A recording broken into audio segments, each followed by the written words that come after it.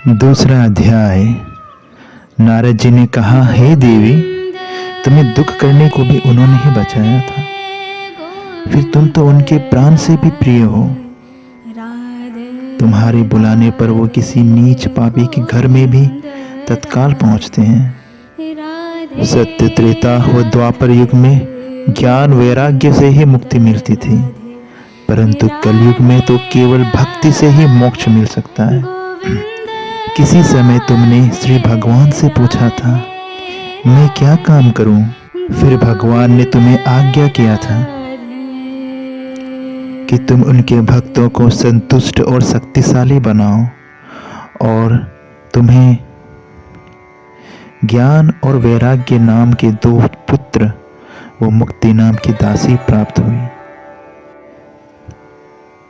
तुम्हारा मुख्य स्वरूप तो वैकुंठ धाम में भक्तगण को कल्याण करना है। इस मृत्यु लोक में तो केवल छाया रूप में तुम रहते हो। हे भक्ति, सत्य, त्रेता और द्वापर युग में तुम्हारा बड़ा ही सम्मान था, परंतु कलयुग में तुम्हारी दासी मुक्ति छीन हो गई और वैकुंठ चली गई। इस लोक में तुम्हारे बुलाए बिना वह नहीं आती है, और अगर आए भी तो ज्यादा समय न रुककर वह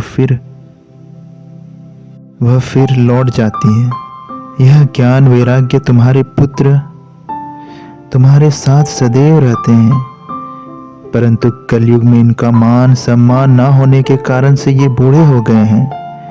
परंतु तुम चिंता ना करो, मैं तुम्हारे दोनों पुत्र को पहले जैसे स्वस्थ बना दूंगा, और तुम्हें भी प्रत्येक मनुष्य के हृदय और घर घर स्थापित ना करा सकूं तो कोई भी मुझे हरिभक्त ना कहे।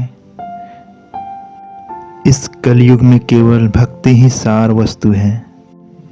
भक्ति है तो श्री कृष्ण भगवान स्वयं उस भक्त का पालन पोषण करते हैं और उनके भक्ति में ही निवास करते हैं।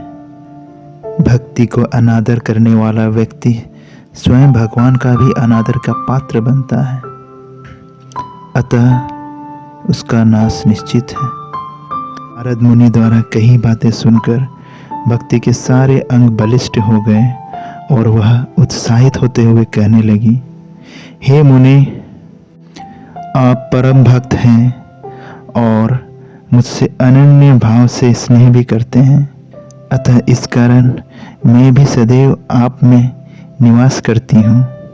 आपको त्याग कर मैं कहीं भी नहीं जा सकती।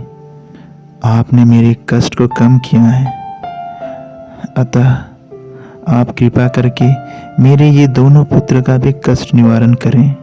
सूत जी ने कहा, हे सौनक, भक्ति के इस प्रकार के करुण वचन को सुनकर नारद जी के मन में दया आई। वह उन्होंने भक्ति के दोनों पुत्र ज्ञान और वैराग्य को हिला के सचेत करने की कोशिश की, परंतु वे सचेत नहीं हुए। फिर उन्होंने वेद वेदांत का उद्घोष किया और गीता का पाठ सुनाकर उन्हें सचेत किया। ज्ञान और वैराग्य उठकर तो बैठे, परंतु आलस्य को नहीं छोड़ पाए। उनके बालों के रोम सब सफेद हो चुके थे और शरीर जर्जर हो चुका था। अतः फिर वे दोनों पहले की स्थिति में जा ढले। उनके इस प्रकार की दुर्दशा देखकर नारद जी के मन में विषाद उत्पन्न हुआ और फिर उन्होंने भगवान को स्मरण किया। उसी वक्त आकाशवाणी हुआ, हे नारद, तुम दुखी मत हो, तुम्हारे द्वारा किया गया प्रयत्न विफल नहीं जाएंगे। ज्ञान और वैराग्य को फिर से जागृत और सचेत करने के उपाय तुम्हें संत महात्मा और ऋषि गण बताएंगे। उन्हीं लोगों के द्वारा दिए गए शिक्षा अनुसार काम कर सकने पर इच्छा पूर्ण होगी और ज्ञान वैराग्य भी सचेत और पहले जैसे बलवान होंगे। नारद मुनि ने उस आकाशवाणी के अर्थ को नहीं समझे और वही ज्ञान वैराग्य को छोड़कर संत महात्मा की खोज में निकल पड़े। वे अनेक तीर्थ स्थान पे गए, अनेक संत महात्माओं से मिले, परंतु किसी ने भी उस आकाशवाणी के अर्थ को समझा नहीं पाए। कुछ महात्माओं ने कहा, यदि वेद ध्वनि, वेदांत घोष और गीता पाठ से भी वे सचेत नहीं हुए, तब तो उनका उठना असंभव सा प्रतीत हो रहा है। दूसरे संत ने कहा, स्वयं नारद जी जैसे ज्ञानी और ब्रह्मा के मानस पुत्र भी अगर ज्ञान वैराग्य को जीवन दान न दे सके, तो और किसी में भी इसका सामर्थ्य नहीं है। नारद जी चिंतित अवस्था में अनेक स्थान में भ्रमण करते हुए अब उन ज्ञान वैराग्य के लिए तपस्या करने हेतु बद्रिकाश्रम गए। वहां उन्हें सनकादि मुनि लोगों के दर्शन हुए और नारद जी ने उनसे कहा, हे संत महात्माओं, मेरी बड़ी सौभाग्य हुई जो आज आपके दर्शन हुए। आप चारों परम ज्ञानी, पूर्वजों के भी पूर्वज, ब्रह्मा के मानस पुत्र, सदैव 5 वर्ष की अवस्था में रहते हैं। आप चारों सदैव हरि शरणम और ओम नमो भगवते वासुदेवाय यही मूल मंत्र का जप करते हैं और वैकुंठ में निवास करते हैं। नाम संकीर्तन ही आप लोगों का मुख्य कर्म और धर्म है। मैं अत्यंत दुखी हूँ, अतः मुझे आकाशवाणी का अर्थ समझाइए और उस आकाशवाणी में ज्ञान वैराग्य के उद्धार के लिए जो साधन बताए गए हैं उसका ज्ञान कराइए। सनकादि ने कहा, हे मुनि, हम तुम्हारे शंका और कष्ट का तत्काल निवारण करेंगे। ध्यान देकर सुनो। प्राचीन ऋषि मुनि गणों ने ज्ञान वैराग्य और भक्ति के अनेक साधन बताए हैं, परंतु वे सब अत्यंत कठिन हैं और स्वर्ग के सुख दे सकते हैं, परंतु मुक्ति देने में समर्थ नहीं हैं।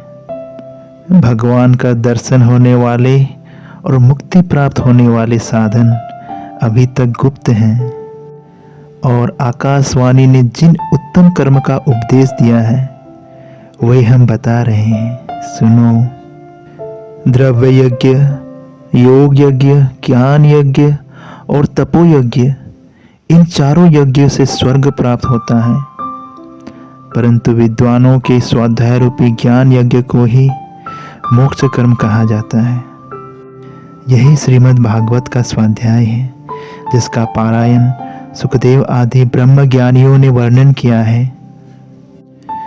इसी स्वाध्याय से भक्ति, ज्ञान और वैराग्य को बल प्राप्त होगी और उनके समस्त कष्ट का निवारण होगा।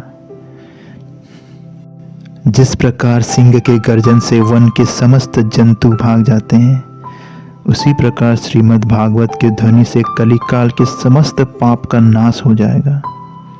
नारद जी ने कहा, हे विज्ञ ऋषियों, मैंने वेद ध्वनि, वेदांत घोष और गीता का पाठ करके उन्हें सचेत करने का प्रयत्न किया, परंतु फिर भी वे सचेत नहीं हुए। अब श्रीमद् भागवत का ध्वनि सुनकर वे कैसे जागृत होंगे? नारद मुनि के इस प्रकार का प्रश्न सुनकर मुनि सनकादि ने कहा, हे नारद, श्रीमद् भागवत कथा की रचना वेद, वेदांत, उपनिषद आदि अनन्य शास्त्रों के तत्व को निचोड़ कर की गई है। अतएव ये सभी शास्त्रों के तत्व रूपी फल होने के कारण से अत्यंत उत्तम है।